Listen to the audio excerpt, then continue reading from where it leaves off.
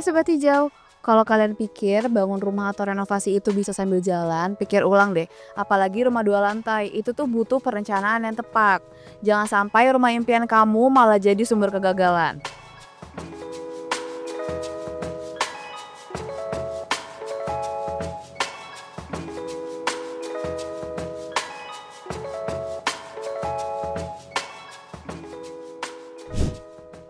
Pertanyaannya, kalau misalnya rumahnya sampai gagal, salah siapa? Salah tukang? Atau sebenarnya dari awal tuh ada masalah yang sebenarnya udah dari awal ketahuan tapi nggak ditangani? Nah, makanya hari ini di video ini aku bakal kupas tuntas kasus nyata kegagalan renovasi 2 lantai dan gimana sih cara mengatasi dari awal. Jangan lupa untuk subscribe, like, dan komen juga ya.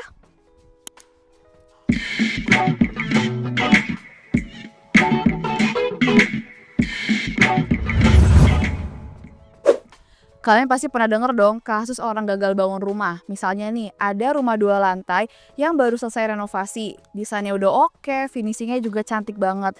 Tapi baru beberapa bulan kemudian, dindingnya udah mulai retak, lantainya mulai bergelombang, bahkan ada beberapa titik plafon yang ambles. Nah, setelah kita telusuri, ada 2 masalah utama nih teman-teman. Yang pertama, pemilihan material yang gak sesuai dengan struktur.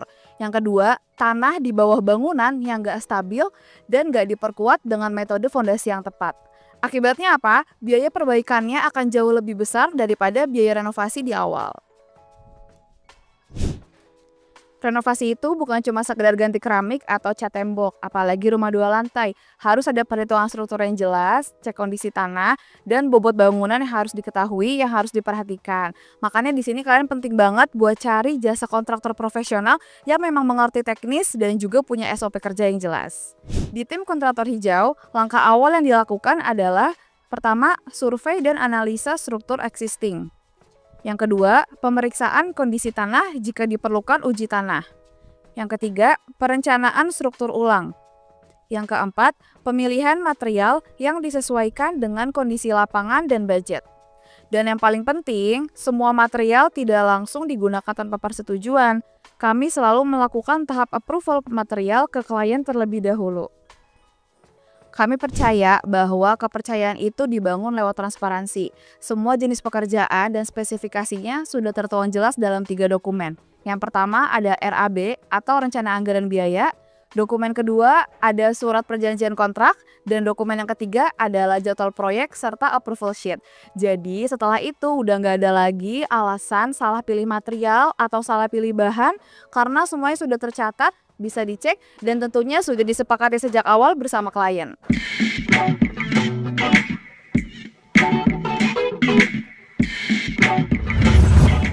Kalau kalian sedang merencanakan renovasi 2 lantai, ada 3 hal penting yang wajib kalian pastikan. Yang pertama, gunakan jasa kontraktor profesional yang pernah mengerjakan struktur. Yang kedua, kalian harus minta semua dokumen RAB dan approval material secara tertulis. Yang ketiga, pastikan kontraktornya mau terbuka dan mau menjelaskan secara detail proses kerjanya. Karena sekali salah bangun, dampaknya akan fatal. Rumah itu harusnya menjadi tempat yang paling aman, bukan sumber kekhawatiran. Selain material dan fondasi, ada faktor teknis lain yang sering banget dilupakan ketika renovasi. Padahal itu krusial banget.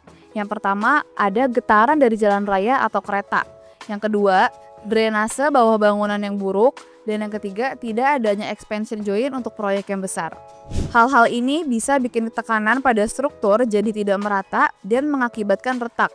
Di proyek yang gagal tadi, ternyata mereka juga lupa memperhitungkan tandon air besar di lantai 2 yang menyebabkan lantai mengalami lendutan. Waktu itu, salah satu klien kita pernah menyampaikan beberapa hal pada saat mereka mau renovasi rumahnya. Mereka itu bilang waktu itu cuma renovasi, makanya mereka berpikir bahwa nggak perlu deh pakai jasa kontraktor, pakai tukang biasa aja. Akhirnya, waktu kita datang ke sana, terus ternyata retak-retak, kita bingung nih harus mulai dari mana. Makanya semenjak itu, mereka memutuskan untuk pakai jasa kontraktor profesional untuk membuat rumahnya, untuk merenovasi rumahnya. Hasilnya tentu saja rumahnya akan jadi lebih aman, lebih tenang, dan juga prosesnya lancar. Nah, masih banyak banget nih Sobat Hijau yang bingung apa sih perbedaan tukang borong dengan kontraktor. Di video sebelumnya aku udah pernah bikin konten ini, aku udah bahas full tentang perbedaan kontraktor dan juga tukang biasa. Kalian nanti bisa cek ya. Di sini aku bakal kasih tahu poin-poinnya aja. Kalau tukang biasa, mereka memang biayanya pasti lebih murah di awal, tapi mereka nggak ada perhitungan struktur, nggak ada juga dokumen yang legal, serta resikonya pasti jadi lebih tinggi. Nah, kalau kontraktor, mereka itu ada sistem kerja yang pasti, ada pengerjaan teknis, engineer-nya, ada RAB, sistem proyek, dan sebagainya macamnya yang pasti jauh lebih aman. Karena resikonya mereka akan ditanggung, akan dilewati oleh SOP kita. Tapi kita di sini bukan memperremeh atau bukan bilang bahwa tukang itu salah ya guys ya. Tapi memang sesuai kebutuhan aja. Dan apalagi kalau misalnya bangun rumah 2 lantai itu kan butuh struktur yang kompleks nih. Makanya harus butuh lagi pendekatan yang lebih sistematis. Dari banyaknya proyek renovasi yang udah kita tangani, ada 5 daftar kesalahan umum yang sering banget terulang karena klien kita cerita nih sama kita. Yang pertama, tidak ada analisa struktur dari awal. Yang kedua, tidak ada approval material secara tertulis. Yang ketiga, desain berubah saat proses berjalan tanpa evaluasi ulang struktur. Yang keempat, tidak ada pengawasan harian yang kompeten. Dan yang kelima, tidak ada legalitas atau IMB. Padahal semua ini bisa dicegah dengan perencanaan yang matang, eksekusi yang tepat, serta dokumentasi yang rapi. Anyway, aku udah pernah bahas soal kesalahan umum ini juga, kalian bisa cek di video sebelumnya ya. Yuk kita lihat seperti apa proses kerja tim kontraktor di lapangan. Setiap hari, tim quality control kita mencatat perkembangan proyek. Supervisor juga aktif memantau detail teknis, mulai dari pengecoran, pemasangan, struktur baja, sampai finishing. Kami juga punya sistem daily report ke klien via WhatsApp, foto dokumentasi progres, dan laporan insiden teknis jika ada. Transparansi bukan hanya di awal, tapi juga selama proyek berjalan.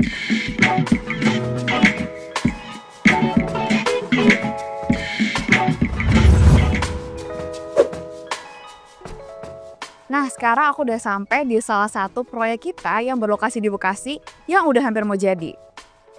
Di arsitek hijau, proyek selesai itu bukan berarti hubungannya selesai. Nih, kalian bisa lihat contoh salah satu proyek kita yang udah hampir jadi di daerah Bekasi.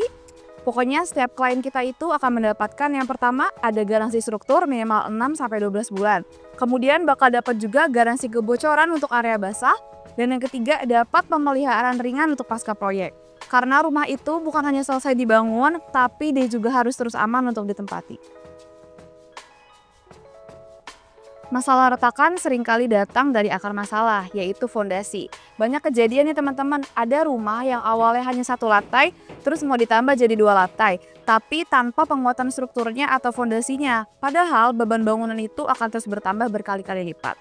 Nah, aku mau ngasih tahu di sini ada 3 jenis fondasi yang wajib kalian perhatikan. Yang pertama ada fondasi batu kali untuk rumah ringan 1 lantai. Yang kedua ada fondasi footplat atau cakar ayam untuk rumah lantai 2. Dan yang ketiga, ada fondasi tiang pancang untuk tanah labil. Nah, kalau misalnya kalian salah milih fondasi, itu tentu saja akan semakin bermasalah. Jadi, kalau kalian udah milih fondasi yang tepat, tentu saja rumahnya akan berdiri kokoh dan akan tahan lama. Banyak klien kita yang awalnya bilang, loh kok RAB-nya lebih mahal daripada tukang borongan? Padahal kalau diperhatiin lebih detail, RAB kita itu sudah mencakup 4 hal. Yang pertama, ada biaya gambar teknis dan engineering. Aku kasih contohnya ya.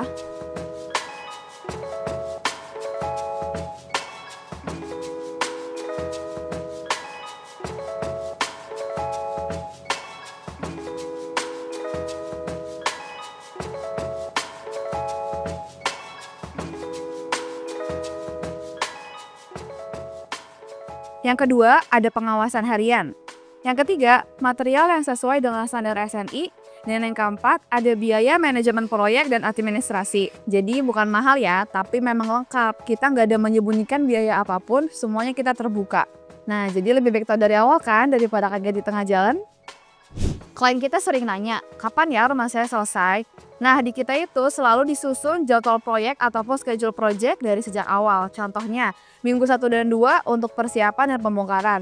Minggu 3-5 untuk struktur dan fondasi. Begitupun seterusnya akan kita buat jadwal proyeknya secara berkala. Nah, jadi teman-teman, di sini aku mau ngasih tahu kalau misalnya setiap keterlambatan itu akan kita cek, akan kita catat dan kita komunikasikan antara pihak kantor, pihak perusahaan dengan pihak klien. Jadi semua progres, semua perkembangan proyek akan diketahui oleh semua pihak. Jadi tidak ditutupi dan semuanya terbuka. Nah, di sini aku mau kasih tau kalian kesalahan paling fatal yang sering banget diomongin bahkan udah kejadian juga. Sini mendekat. Aku langsung bangun rumah aja deh, langsung eksekusi, nggak usah pakai gambar-gambar segala. Padahal tanpa layout dan gambar kerja yang jelas, pertama, tukang Ipan kerja tanpa arahan yang jelas. Yang kedua, banyak biaya bongkar pasang ulang. Dan yang ketiga, tentu saja biayanya akan jadi membengkak 2-3 kali lipat. Padahal ya teman-teman, kalau kalian punya gambar kerja dan konsep yang matang, itu baru bisa hemat beneran, karena nggak cuma kelihatan murah di awal aja. Oke, kita tutup video ini dengan studi kasus nyata. Ada rumah di daerah X yang awalnya bermasalah dengan tanah miring dan struktur lama yang sudah retak. Pemilik awalnya bingung karena udah keluar ratusan juta tapi hasilnya belum layak dan belum memuaskan. Setelah dievaluasi dan ditangani oleh tim arsitek hijau, akhirnya kita temukan hasilnya. Yang pertama, strukturnya kita perkuat ulang. Yang kedua, fondasinya kita buat bertingkat sesuai dengan kontur tanah. Dan yang ketiga, desainnya kita buat ulang juga supaya ventilasi dan cahaya alami lebih masuk secara maksimal. Sekarang rumahnya jauh lebih aman dan selain itu lebih hemat energi dan juga pastinya lebih nyaman. Karena itu teman-teman, mulailah segala sesuatunya dengan perencanaan yang tepat. Kegagalan renovasi bisa dicegah jika perencanaan dan komunikasinya sudah dilakukan sejak awal. Di Arsitek Hijau, kita bukan hanya membangun, tapi kita juga menjaga agar semua proses pembangunan berjalan dengan lancar, tetap aman, profesional, dan tentunya transparan. Makanya, yuk tunggu apa lagi? Buat Sobat Hijau yang ingin merencanakan rumah impiannya, langsung aja konsultasikan dengan Arsitek Hijau dengan cara klik link di bio atau hubungi nomor yang tertera ya. Bye!